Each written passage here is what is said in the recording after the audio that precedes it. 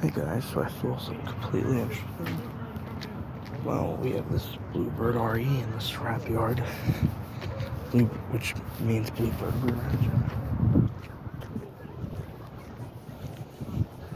And there's something else, looks like a CE.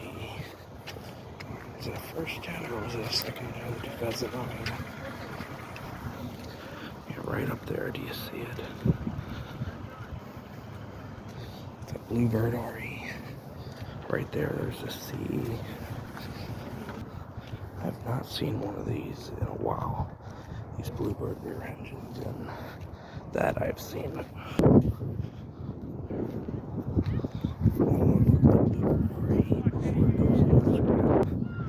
That's an old 2009. I'm starting to wear those down. It's been a while since I've seen a Bluebird RE, but it's going to get scrapped sadly. So that's your last look of it before it goes. But yeah, 2 old buses about to be scrapped. It sucks. If I see any further buses back here, I'll come back, because a lot of buses nowadays are being scrapped. I just don't like it. Alright. Peace.